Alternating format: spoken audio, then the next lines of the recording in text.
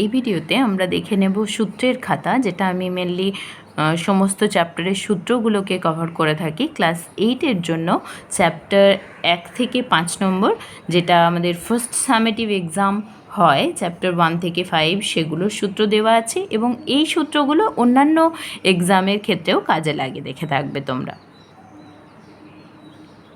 তো আমরা first chapter শুরু করব। ফার্স্ট চ্যাপ্টার হচ্ছে পূর্বপাঠের পুনরালোচনা। এই চ্যাপ্টারটাতে অ্যাকচুয়ালি কী হয়, ক্লাস 7-এ তোমরা যেগুলো করেছো, যে সূত্রগুলো ইউজ করে অঙ্ক করতে শিখেছো, সেগুলোরই আরেকবার পুনরাবৃত্তি হয়। তো আমরাও দেখে নেব কী কী সূত্র এখানে কাজে লাগে। প্রথমেই আয়তক্ষেত্রের কথা বলবো। আয়তক্ষেত্র তোমরা জানো, এই বাহুটা দৈর্ঘ্য আর এই বাহুটার ঠিক সমান বাহু হচ্ছে এটা, আর এই বাহুটা প্রস্থ, এই বাহুর দৈর্ঘ্যটা হচ্ছে প্রস্থ, বা এই বাহুটা হচ্ছে প্রস্থ। এই বাহুর ঠিক উল্টো দিকে যে বাহুটা, সেই বাহুটা সমান এবং একটা কোণ 90 ডিগ্রি। ঠিক আছে, এর পরিসীমা হচ্ছে 2 ইন্টু দৈর্ঘ্য প্লাস প্রস্থ, ক্ষেত্রফল হচ্ছে দৈর্ঘ্য গুণিত প্রস্থ। আমি ডিটেলসে বলছি না, আমি তোমাদের আয়তক্ষেত্র সম্পর্কে যদি আরও বিশেষ জানতে চাও, সেক্ষেত্রে আমি অলরেডি একটা নোট দিয়ে রেখেছি, দেখবে আয়তক্ষেত্র রিলেটেড। তারপর বলেছে বর্গক্ষেত্রের, তার পরিসীমা কি হবে 4 ইন্টু বাহু। এক্ষেত্রে দৈর্ঘ্য আর প্রস্থ সমান, দৈর্ঘ্য আর প্রস্থটাকে বাহু বলা হয়, 4 ইন্টু বাহু, আর ক্ষেত্রফল হচ্ছে বাহু গুণিত বাহু, সেটাই হচ্ছে বাহু স্কোয়ার। এরপর দেখো আয়তঘন। আয়তঘনটা কি, যে ঘরের মধ্যে তুমি বসে আছো, এই ঘরের আকৃতিটা আয়তঘনের মতো, বা তোমরা যে পেন্সিল বক্সটা ইউজ করো, সেই পেন্সিল বক্স বা জ্যামিতি বক্স, সেগুলো আয়তঘনের মতো। ছবিটা আমরা এইভাবে এঁকে থাকি, তোমরা জানো। 4 দেওয়ালের ক্ষেত্রফল, মানে যদি ঘর হিসেবে ধরা হয়, সেক্ষেত্রে 4 দেওয়ালের ক্ষেত্রফল কি হবে, 2 ইন্টু দৈর্ঘ্য ইন্টু প্রস্থ প্লাস প্রস্থ ইন্টু উচ্চতা। এই উচ্চতাটাকে যদি কমন নিয়ে বাইরে করে দিই, তাহলে কি হবে, 2 ইন্টু দৈর্ঘ্য প্লাস প্রস্থ ইন্টু উচ্চতা। এই 2 ইন্টু দৈর্ঘ্য প্লাস প্রস্থ তোমরা জানো, এটা হচ্ছে ভূমির পরিসীমা। এটাকে আরেকটা লাইন করতেও পারো, যে ভূমির পরিসীমা ইন্টু উচ্চতা। ঠিক আছে, নেক্সট হচ্ছে মেঝের ক্ষেত্রফল। মেঝের ক্ষেত্রফল যা হবে একটা ঘরের ক্ষেত্রে বা একটা আয়তঘনের ক্ষেত্রে, মেঝের ক্ষেত্রফলের সাথে ছাদের ক্ষেত্রফল সমান হবে। এগুলো এক একটা আয়তক্ষেত্র, সুতরাং দৈর্ঘ্য গুণিত প্রস্থ। দেন সমগ্র তলের ক্ষেত্রফল। সমগ্র তলের ক্ষেত্রফল কি হয়, 4 দেওয়ালের ক্ষেত্রফলের সাথে মেঝের এবং ছাদের ক্ষেত্রফল যোগ হয়। তাহলে 4 দেওয়ালের ক্ষেত্রফল দেখো, দৈর্ঘ্য ইন্টু প্রস্থ, প্রস্থ ইন্টু উচ্চতা, 2 ইন্টু এটা ছিল, আর তার সঙ্গে 2 ইন্টু দৈর্ঘ্য ইন্টু প্রস্থ যোগ, দৈর্ঘ্য ইন্টু প্রস্থটা গুণ হয়েছে, এই দুটো ছিল, আর এটা অ্যাড হয়েছে। সুতরাং সমগ্রতলের ক্ষেত্রফল আমি পেয়ে যাচ্ছি। তাহলে 2 ইন্টু দৈর্ঘ্য ইন্টু প্রস্থ প্লাস প্রস্থ ইন্টু উচ্চতা প্লাস উচ্চতা ইন্টু দৈর্ঘ্য। ঠিক আছে, নেক্সট আসছে সমবাহু ত্রিভুজের। সমবাহু ত্রিভুজের ক্ষেত্রে কি হয়, 3টে বাহুর দৈর্ঘ্য সমান হয়, তার পরিসীমা 3 ইন্টু বাহু। ঠিক আছে, নেক্সট এগুলো বীজগাণিতিক সূত্র, এগুলো আমরা বারবার করেছি ক্লাস 7-এ। a প্লাস বি এর হোল স্কোয়ার সমান A square plus 2ab plus B square, আর এখানে a মাইনাস বি এর হোল স্কোয়ার সমান হচ্ছে A square minus 2ab plus B square. এবার দেখো, যদি আমি এ স্কোয়ার প্লাস বি স্কোয়ারটাকে কাছাকাছি লিখি, তাহলে কি হবে, 2abটা প্লাস 2ab এদিকে লিখেছি। এটার ক্ষেত্রেও একই, এ স্কোয়ার প্লাস বি স্কোয়ারটাকে কাছাকাছি রেখেছি, মাইনাস 2abটাকে আমি আরেক দিকে করে দিয়েছি। এবার তাহলে দুটো সূত্র থেকে আমি এ স্কোয়ার প্লাস বি স্কোয়ারের মান পাবো। দেখো, প্রথম সূত্র থেকে কি পাবো, এ স্কোয়ার প্লাস বি স্কোয়ার সমান পাবো এ প্লাস বি এর হোল স্কোয়ার।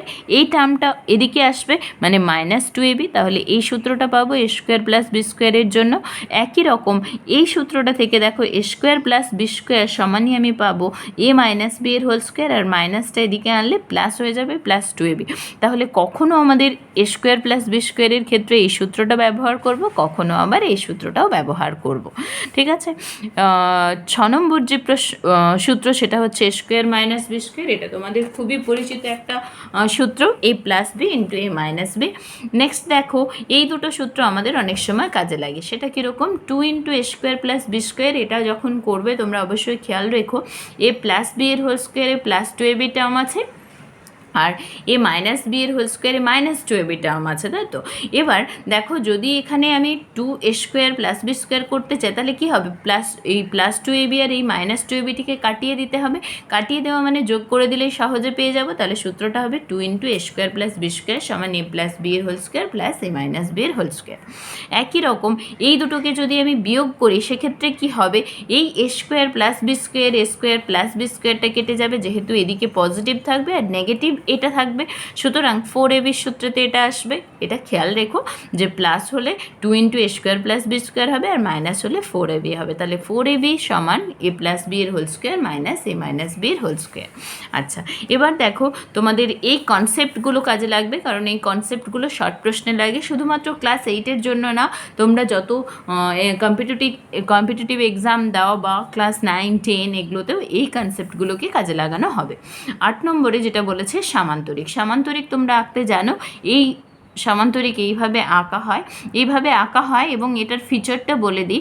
এই বাহুটার সাথে এই বাহুটা সমান্তরাল হয়, আর এই বাহুটার সাথে এই বাহুটা সমান্তরাল হয়। আর কি হয়? এই বাহুর দৈর্ঘ্য সমান এই বাহুর দৈর্ঘ্য হয়, এই বাহুর দৈর্ঘ্য সমান এই বাহুর দৈর্ঘ্য হয়। ঠিক আছে, এবার দেখো ডেফিনেশনে আসছে। ডেফিনেশনে আমরা কিভাবে বলছি? চতুর্ভুজ প্লাস বিপরীত বাহুগুলি পরস্পর সমান্তরাল। মানে চতুর্ভুজ তো হতে হবে। চতুর্ভুজ মানে আমরা ডেফিনেশন কি জানি? যে 4টি বাহু দ্বারা সীমাবদ্ধ সমতলিক চিত্রকে চতুর্ভুজ বলছে। কিন্তু এখানে আমি চতুর্ভুজ দিয়ে যদি ডেফিনেশনটা কি বলবি, যে চতুর্ভুজের বিপরীত বাহুগুলি পরস্পর সমান্তরাল তাকে বলা হবে সামান্তরিক। ঠিক আছে, অন্যভাবেও বলতে পারো, যে চতুর্ভুজের এক জোড়া বিপরীত বাহু পরস্পর সমান ও সমান্তরাল। দেখো প্রথমটাতে বললাম বিপরীত বাহুগুলি পরস্পর সমান্তরাল, মানে যদি আমি নাম দিই ABCD, তাহলে প্রথমটায় বললাম এটা একটা চতুর্ভুজ। চতুর্ভুজ হওয়ার পরে বললাম যে বিপরীত বাহুগুলো সমান্তরাল, মানে ABর সাথে CD সমান্তরাল আর ADর সাথে BC সমান্তরাল। তাহলে আমরা বলবো যে এটা সামান্তরিক। অন্যভাবেও বলতে পারি, দেখো চতুর্ভুজের সাথে এক জোড়া বিপরীত বাহু পরস্পর সমান্তরাল, মানে এক জোড়া বলেছে মানে AB সমান CD আর AB সমান্তরাল CD। ঠিক আছে, এই দুটো ডেফিনেশন বলতে পারো। এবার দেখো আমি আগেই বলেছি বিপরীত বাহুগুলোর দৈর্ঘ্য সমান, মানে ABর সাথে CD সমান, ADর সাথে BC সমান। বিপরীত কোণগুলির পরিমাপ সমান, মানে A কোণটার সাথে C কোণটা সমান হবে আর B কোণটার সাথে D কোণটা সমান হবে। কর্ণদ্বয়ের দৈর্ঘ্য সাধারণত অসমান। দেখো এই কর্ণ AC আর BD, এই দুটো কর্ণের দৈর্ঘ্য সাধারণত অসমান হয়। তাহলে সাধারণত কেন বলছি? দুটো ব্যতিক্রম আছে, একটা হচ্ছে আয়তক্ষেত্রের ক্ষেত্রে, একটা হচ্ছে বর্গক্ষেত্রের ক্ষেত্রে। আয়তক্ষেত্র বর্গক্ষেত্র সামান্তরিক, কিন্তু এদের ক্ষেত্রে কি হবে? এদের ক্ষেত্রে কর্ণগুলোর দৈর্ঘ্যগুলো সমান হবে। তাহলে কর্ণদ্বয়ের দৈর্ঘ্য সাধারণত অসমান বলবো সামান্তরিকের ক্ষেত্রে। এবার বলেছে কর্ণদ্বয় পরস্পরকে সমদ্বিখণ্ডিত করে, মানে সমান দুভাগে ভাগ করে। দেখো যদি বলি AC কর্ণটা BDকে সমান দুভাগে ভাগ করেছে, মানে BO সমান OD হয়েছে। আবার BD কর্ণটা ACকে সমান দুভাগে ভাগ করেছে, মানে AO সমান OC হবে। তাহলে কর্ণদ্বয় পরস্পরকে সমদ্বিখণ্ডিত করে। নেক্সট যেটা দেখব সেটা হচ্ছে আয়তক্ষেত্র।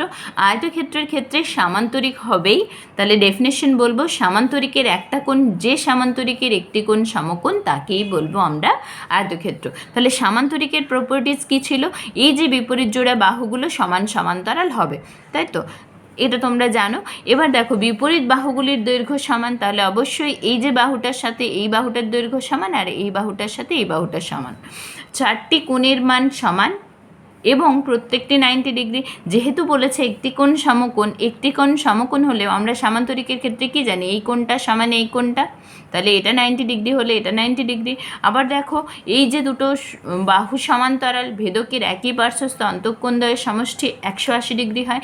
তাহলে এটা যদি 90 ডিগ্রি হয় এটাও 90 ডিগ্রি, তাহলে এটার সাথে এটা সমান, মানে এটাও 90 ডিগ্রি। তাহলে 4টি কোণ সমান আর কোণগুলো প্রত্যেকটি হচ্ছে 90 ডিগ্রি।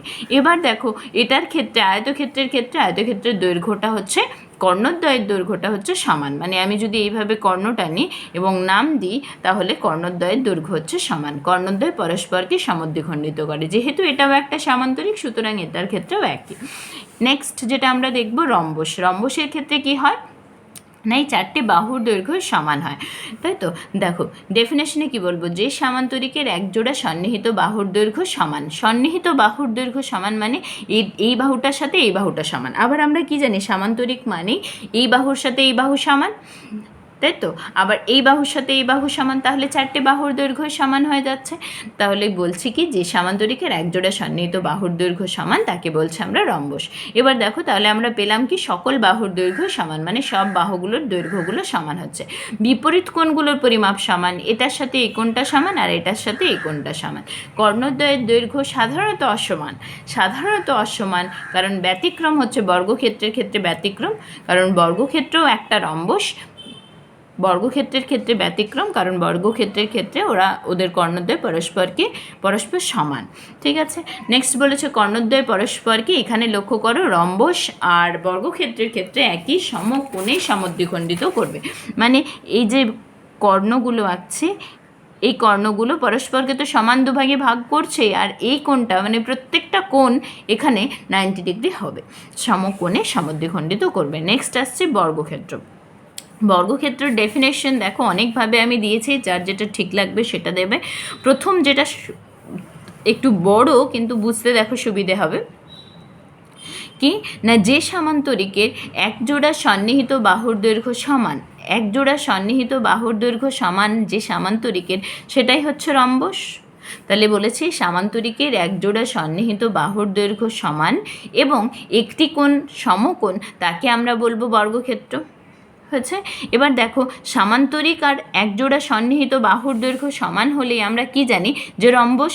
তাহলে ওই দুটো ডেফিনেশনকে জুড়ে দিলে, এই দুটোকে জুড়ে দিলে বলবো কি ডেফিনেশন, যে রম্বসের একটি কোণ সমকোণ তাকেই বলবো বর্গক্ষেত্র। হচ্ছে। আবার দেখো সামান্তরিক আর একটি কোণ সমকোণ যদি আমরা নিই, এখানে দেখো আয়তক্ষেত্রের ক্ষেত্রে আমরা কি করেছি, যে সামান্তরিকের একটি কোণ সমকোণ তাকে বলছে আয়তক্ষেত্র। তাহলে এই দুটো প্রপার্টিসকে যদি আমি জুড়ে দিই সামান্তরিকের সাথে, এই একটি কোণ সমকোণকে যদি জুড়ে দিই তাহলে পাবো আয়তক্ষেত্র। তাহলে যে আয়তক্ষেত্রের একজোড়া সন্নিহিত বাহুর দৈর্ঘ্য সমান তাকেও বলবে বর্গক্ষেত্র। তোমার যেটা ইচ্ছে হবে, যেটা তোমার মনে রাখতে সুবিধা হবে সেটা তুমি ডেফিনেশন হিসেবে লিখবে, কিন্তু সমস্ত প্রপার্টিগুলোই বুঝে রাখতে হবে, কারণ শর্ট প্রশ্নে অনেক সময় এই প্রপার্টিসগুলো দিয়ে আসে। দেন বলেছে দেখো যেহেতু বর্গক্ষেত্র আমরা কি পাচ্ছি, এটা একটা রম্বস, রম্বসের 4টি বাহুর দৈর্ঘ্য সমান, বর্গক্ষেত্রের ক্ষেত্রে তাহলে 4টি বাহুর দৈর্ঘ্য সমান হবে। নেক্সট কি, প্রতিটি কোণের পরিমাপ 90 ডিগ্রি বা এক সমকোণ। আমরা পেয়েছি একটি কোণ সমকোণ, একটি কোণ সমকোণ হলে আগেই আমি দেখালাম আয়তক্ষেত্রের ক্ষেত্রে যে প্রত্যেকটা কোণই সমকোণ হয়ে যাচ্ছে। সুতরাং আয়তক্ষেত্র বর্গক্ষেত্র যেহেতু একটা আয়তক্ষেত্র, সুতরাং আমরা বলতে পারছি যে।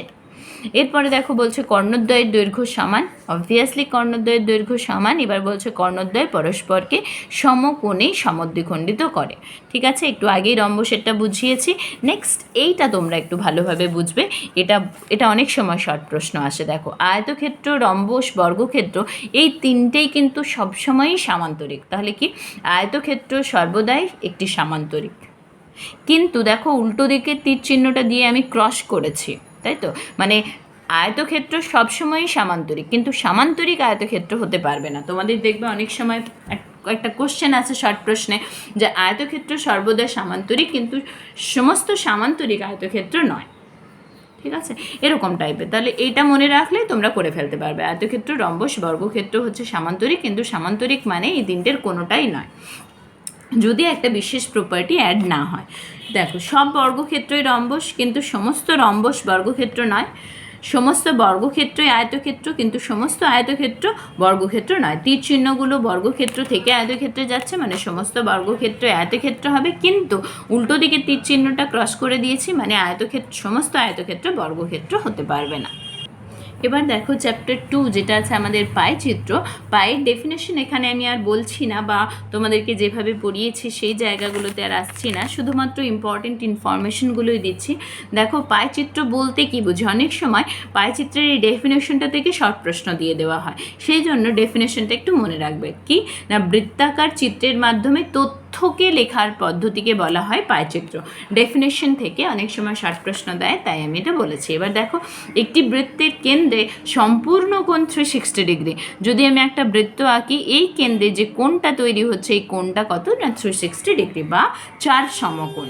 এটা অনেক সময় এইভাবেও দেয় ড্যাশ সমকোণ, তখন তোমাকে বলতে হবে 4 সমকোণ। ঠিক আছে, এবার এটা একটু ভালো করে লক্ষ্য করো। বলছে পাই চিত্রে যে বৃত্তকলাগুলি তথ্যটির অংশগুলিকে বোঝাবে, মোট বৃত্তাকার ক্ষেত্রে তাদের মাপ তথ্যটির অংশগুলির পরিমাপের সাথে সমানুপাতি হবে। মানে কি, বৃত্তকলাগুলি তথ্যটির যে অংশগুলোকে বোঝাবে সেগুলো কার সাথে সমানুপাতি, না অংশগুলির পরিমাপের সাথে সমানুপাতি হবে। ঠিক আছে, এটা মনে রাখবে। আর বৃত্তকলাগুলির কেন্দ্রীয় কোণ 360 ডিগ্রি এর ভগ্নাংশে হবে। এই কয়েকটা ইনফরমেশন মনে রাখতে হবে। আর তোমাদের যেটা হবে, তোমরা যদি চাও যে পাইচিত্রের একটা অঙ্ক উদাহরণ হিসেবে লিখে রাখবে, সেটা লিখে রাখতে পারো।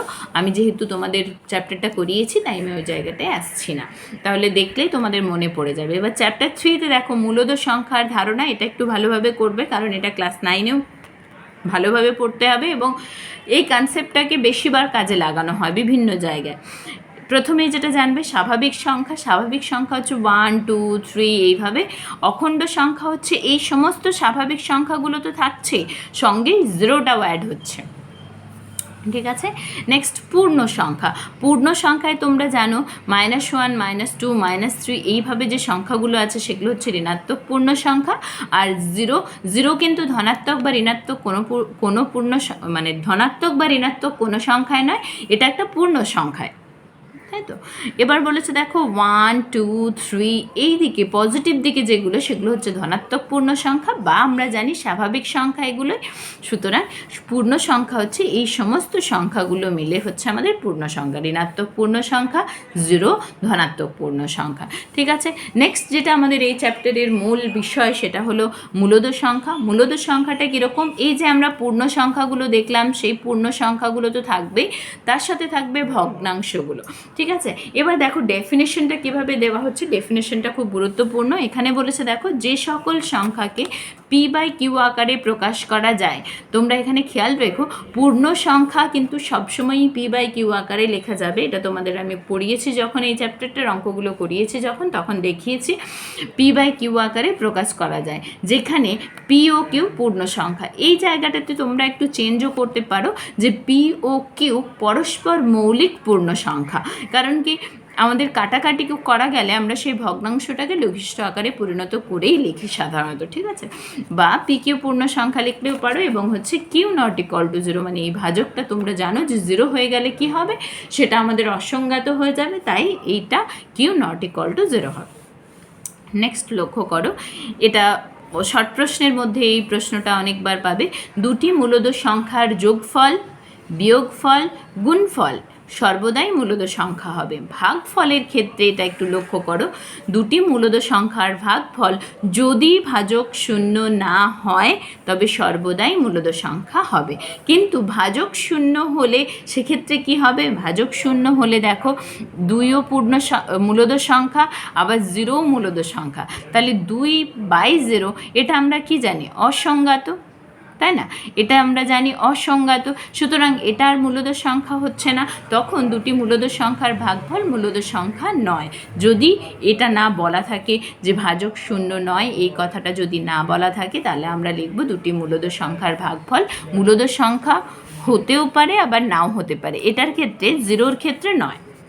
ঠিক আছে, যদি এই কথাটা না বলা থাকে সেক্ষেত্রে আমরা ওটা লিখব, যেহেতু 2/0 হচ্ছে অসংজ্ঞাত। এবার লক্ষ্য করো এখানে আমি 3টে সংখ্যা ধরেছি a b c, এগুলোকে আমি মূলদ সংখ্যা ধরে নিচ্ছি।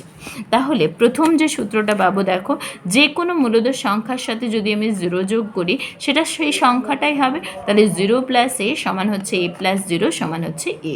একই রকম 0-র সাথে যদি a দিয়ে গুণ করি, এগুলো তোমরা অলরেডি জানো 0ই হবে। আর 1 × a যদি করি সমান a × 1 সমান হচ্ছে a, মানে কোনো মূলদ সংখ্যার সাথে 1 গুণ করলে সেই মূলদ সংখ্যাটাই পাবো।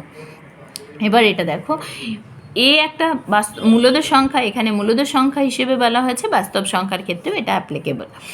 a + -a মানে একটা পজিটিভ সংখ্যার সাথে সেম জিনিসের নেগেটিভ একটা যদি যোগ করে দিই তাহলে আমরা কি পাবো, 0।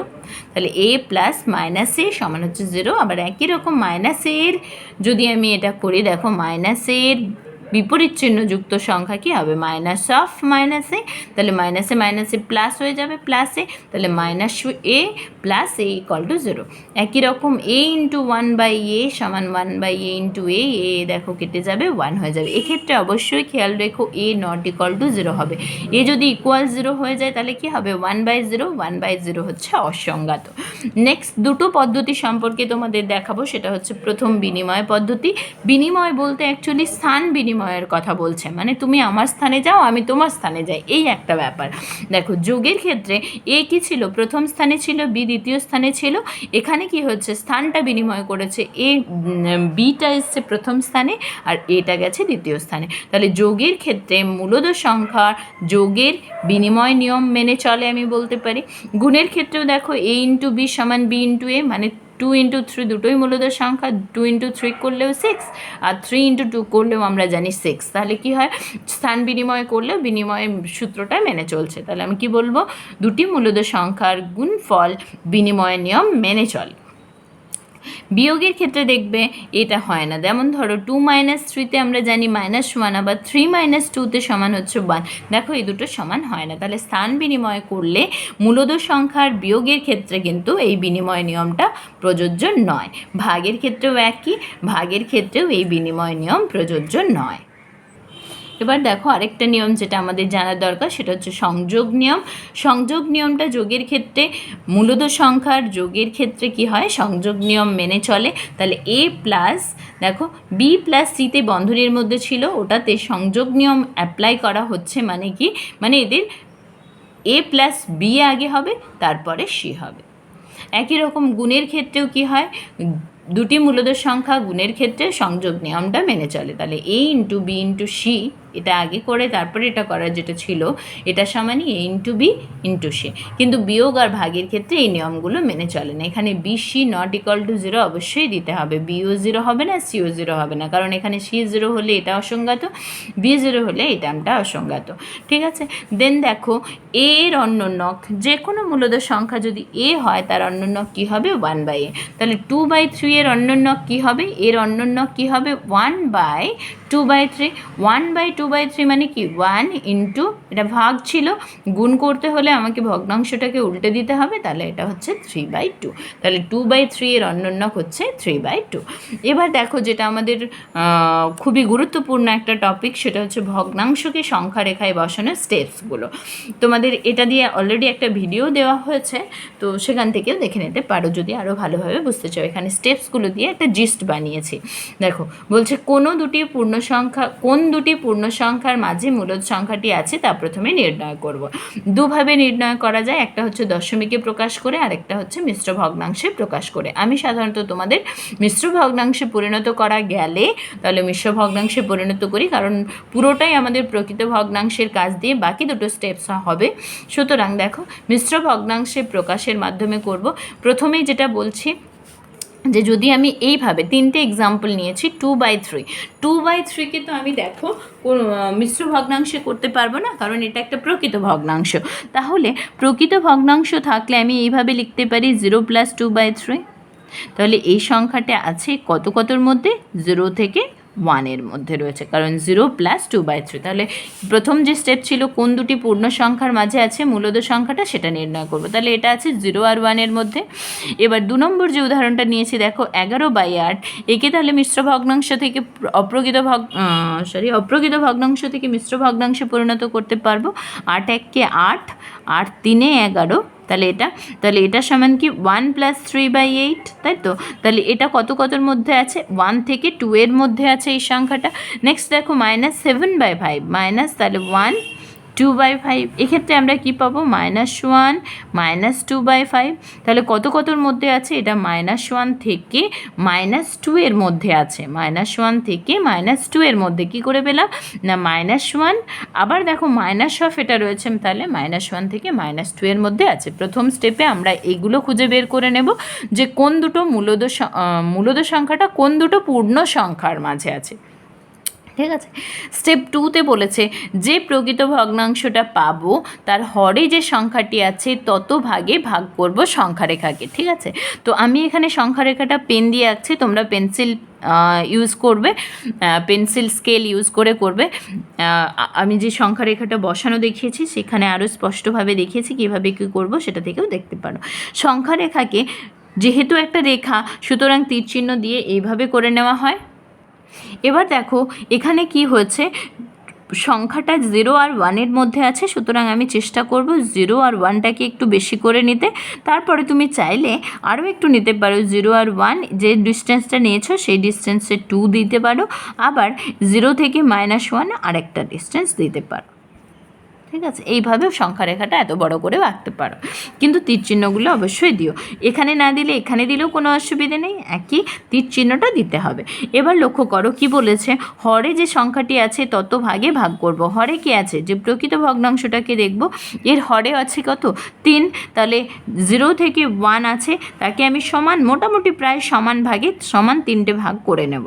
ঠিক আছে, এটা হলো হরে যে সংখ্যাটি আছে তত ভাগে ভাগ করলাম। নেক্সট এটার ক্ষেত্রে লক্ষ্য করো, এটার ক্ষেত্রে কি সংখ্যাটা কত আর কতর মধ্যে আছে, 1 থেকে 2 এর মধ্যে।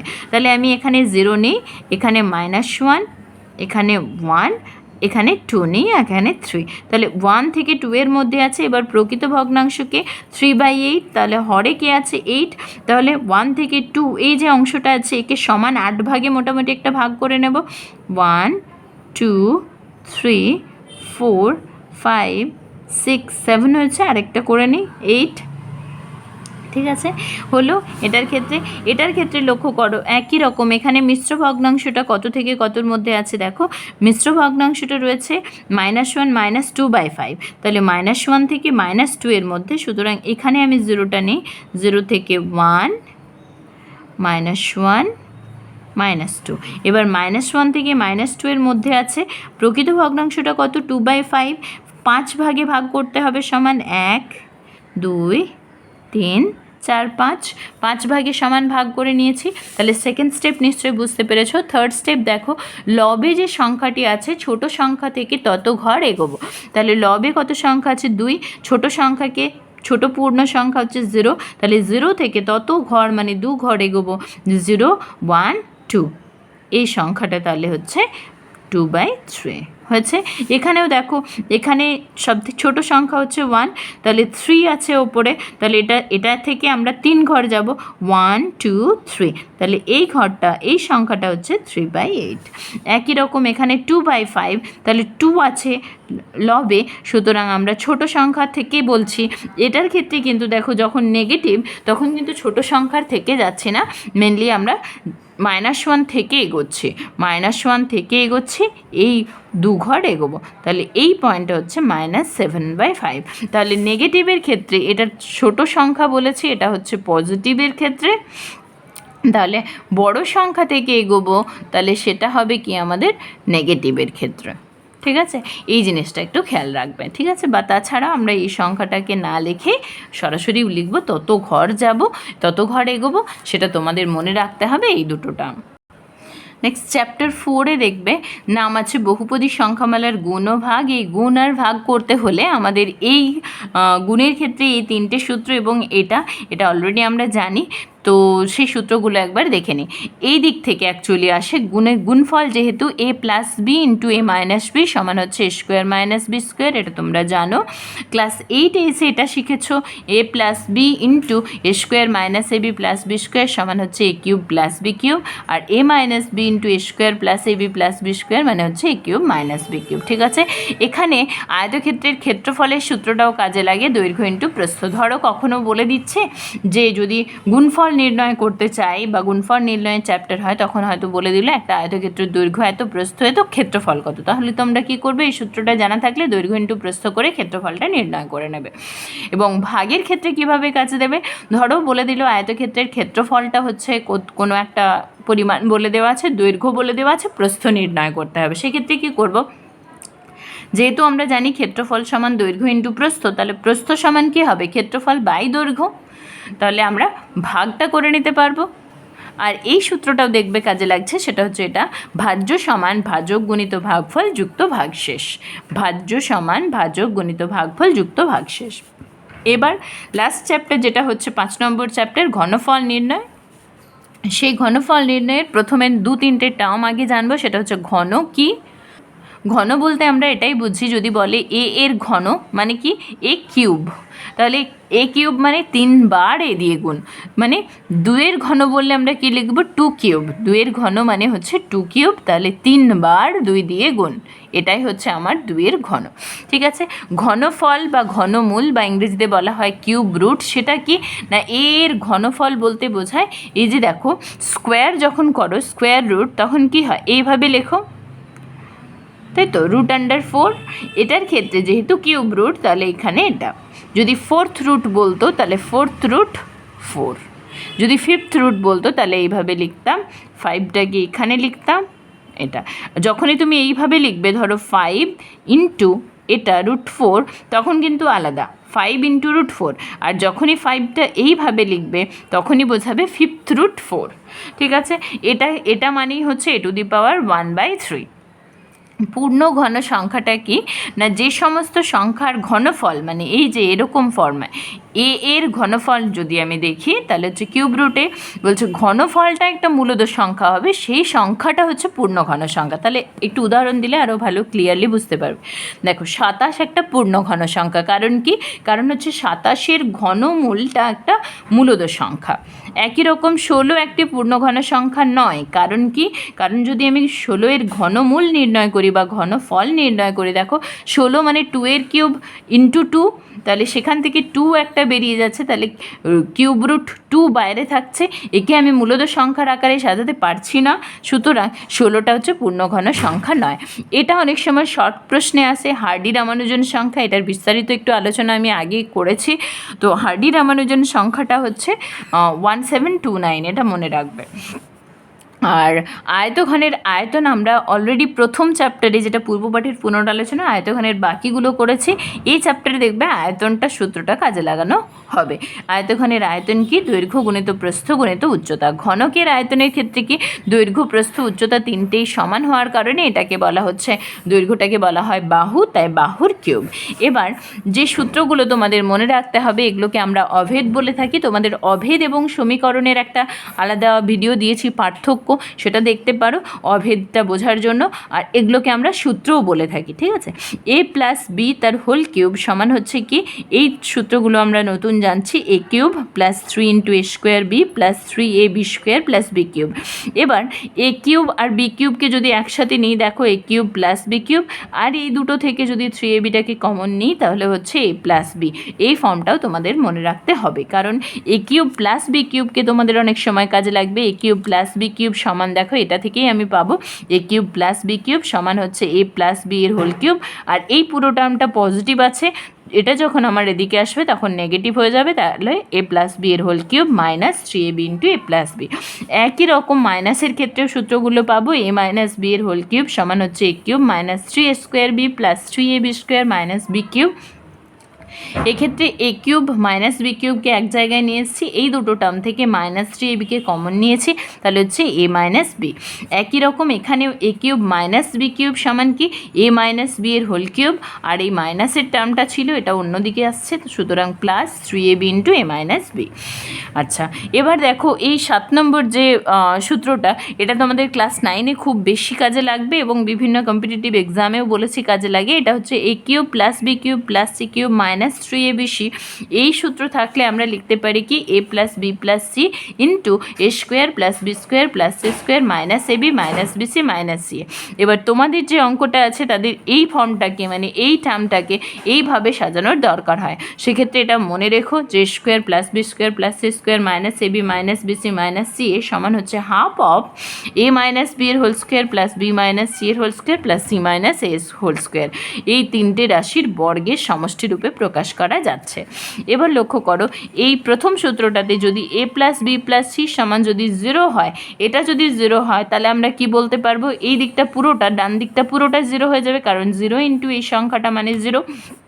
এদিকটা 0 হয়ে গেলে আমি পাচ্ছি কি, এটা সমান 0, তাহলে a³ + b³ + c³, তাহলে এটাকে আমি এদিকে নিয়ে আসলে কি হয়ে যাবে 3abc, মাইনাসটা প্লাস হয়ে যাবে, তাহলে a³ + b³ + c³ সমান 3abc পাবো।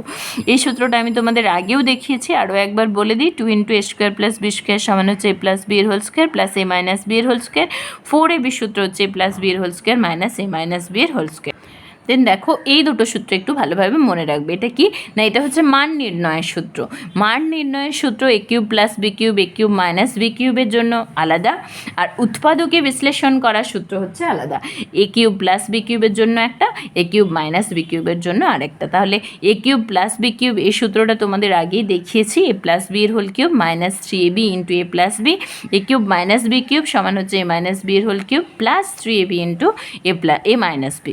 ঠিক আছে, এবার উৎপাদকের সূত্রটা দেখে নাও। এখানে A cube plus B cube সমান হচ্ছে A plus B into A square minus A B plus B square, R A cube minus B cube সমান হচ্ছে A minus B into A square plus A B plus B square. ঠিক আছে, এইভাবে আমরা first সামেটিভের সমস্ত সূত্রগুলো লিখলাম। যদি তোমাদের মনে হয় এর সাথে কিছু অ্যাড করার দরকার আছে, তোমরা নিজেরা অ্যাড করে নিও নিজের মতো করে, এবং পরীক্ষার আগে অবশ্যই এই খাতাটা একবার দেখে যেও, যাতে করে তোমাদের পরীক্ষাটা স্মুথলি দিতে পারো।